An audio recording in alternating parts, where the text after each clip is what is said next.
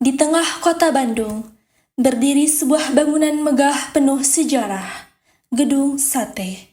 Bukan cuma masalah geografis, lebih jauh dari itu, melibatkan perasaan yang bersamaku ketika sunyi. Lebih dari sekedar ikon arsitektur, Gedung Sate adalah saksi bisu perjalanan panjang bangsa ini. Dibangun pada tahun 1920 oleh pemerintah Hindia Belanda, gedung ini menggabungkan gaya arsitektur Eropa dan nuansa khas Nusantara. Mungkin saja ada tempat yang lainnya. Assalamualaikum warahmatullahi wabarakatuh. Saya Firda Amalia, mahasiswa UIN Sunan Gunung Jati Bandung, akan menampilkan hasil video tugas mata kuliah Pendidikan Kewarganegaraan. Berikut teman-teman saya. Hai. Aku Deda. Aku Agnia Ilmi. Aku Fatur Rahman Madia Purnama. Aku Agung Cahaya Gumilang. Aku Naila Anjani. Ubur-ubur ikan lele. Gedung Sate nilai.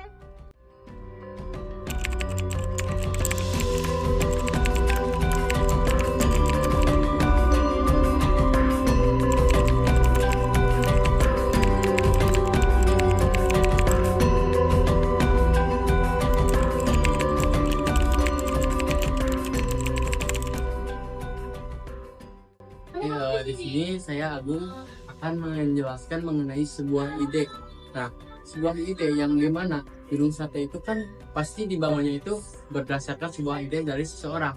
Nah, Gedung Sate dirancang dengan konsep arsitektur tropis yang dimana dibuat oleh John Gilbert yang didasari dengan penyesuaian pada iklim tempat dengan menampilkan perpaduan antara gaya nuansa Nusantara dengan gaya nuansa Eropa gitu.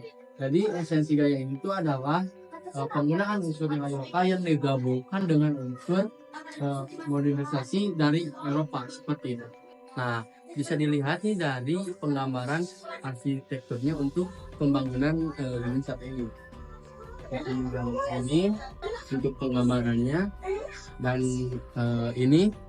Nah, untuk ini tuh awalnya itu Gedung Sate akan dibangunkan dengan gaya nuansa panggung, tetapi biar lebih kokoh jadi dibangunkan dengan nuansa lokal dan nuansa Eropa seperti itu.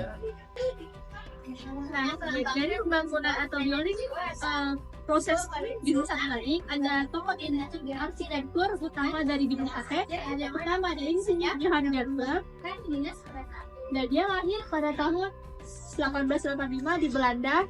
Lalu ada arsitektur kedua yaitu Hendrik Petrus Verlaine yang lahir di Amsterdam, Belanda, tanggal 21 Februari tahun 1856. Proses pembangunan ataupun building proses dari Gedung Sate. Nah, Gedung Sate ini dibangun pada awal tahun 1920 hingga 1924. Nah, pada tahun 1920, pembangunan Gedung Sate dimulai dengan peletakan batu pertama di tanggal 27 tahun 1920.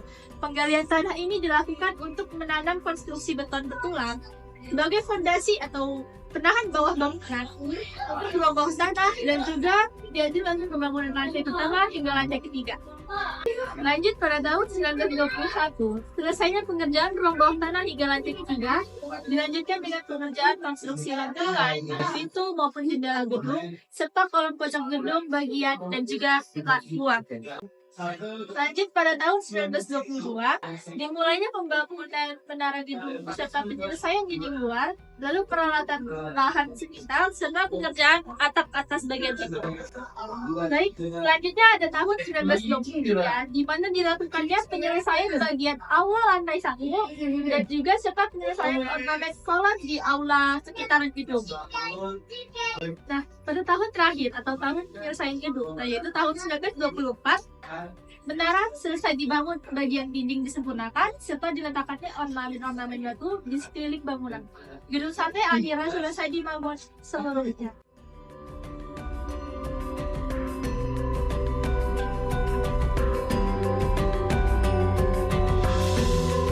Bangunan atau fondasi gedung Sate. Ini di sini yang pertama ada batu belah. Batu belah ini berasal dari Gunung Banglayan.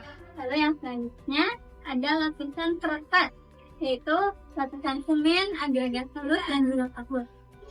Kemudian seperti bangunan pada umumnya ada lapisan semen, dan yang terakhir yaitu lapisan cat. Kenapa gedung sate ini terlihat sangat kokoh? Karena fondasinya yang sangat kuat. Bisa dilihat detail-detailnya.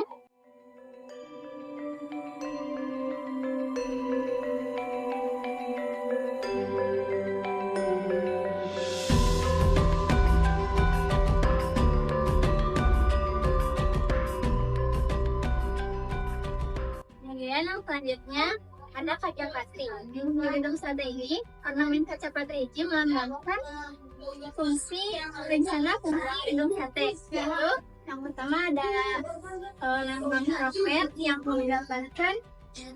melambangkan dinas pos, dan yang kedua ada logo palu berhilang yang melambangkan dinas geologi dan pertambangan, dan yang terakhir ada laba dari pajak yang melambangkan dinas kereta api.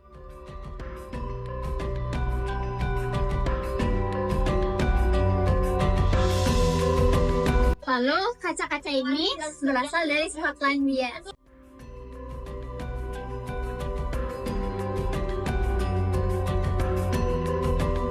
Gedung sate dari masa ke masa.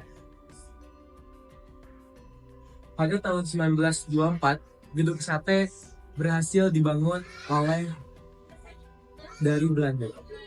Dan pada 1930, gedung sate mulai diresmikan oleh para tokoh dari Belanda.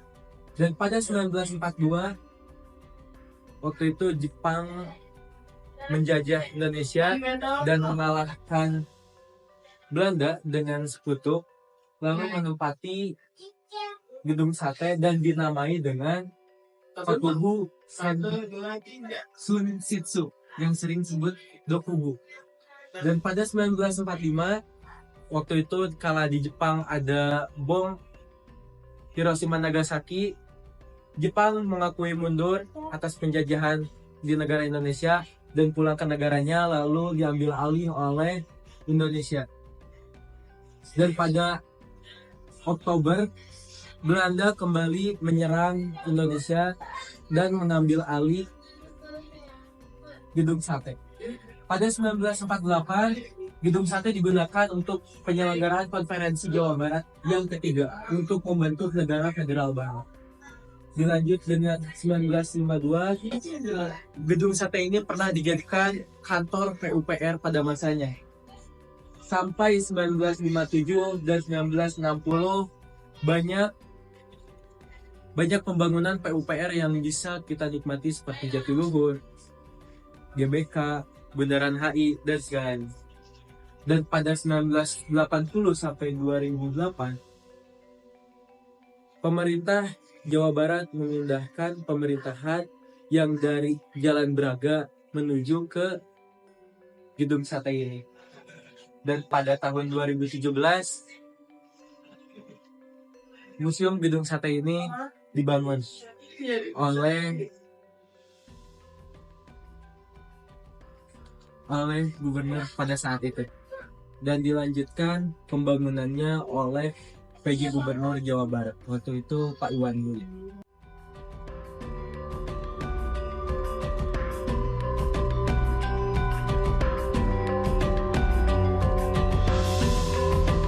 Tujuh pemuda yang mempertahankan gedung sate ini ya.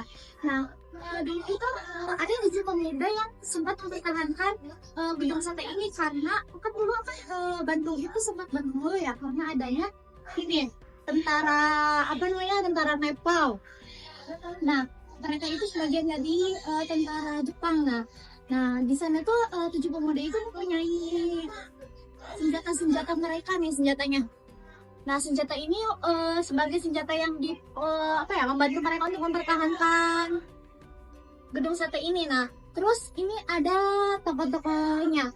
Nah yang pertama yaitu ada Mitsarodi, kemudian ada Soeben, terus kemudian ada Soerjono, kemudian ada Soehodo, kemudian ada Didi Hardianto, Kamarga, kemudian ada Ranu. Nah yang terakhir itu ada Insinyur Martinus Putuhena. Nah ini biografinya. Profil tokoh Raden Mas Soetarjo Kartodiokusumo, Gubernur pertama Jawa Barat, 1945 sampai 1945.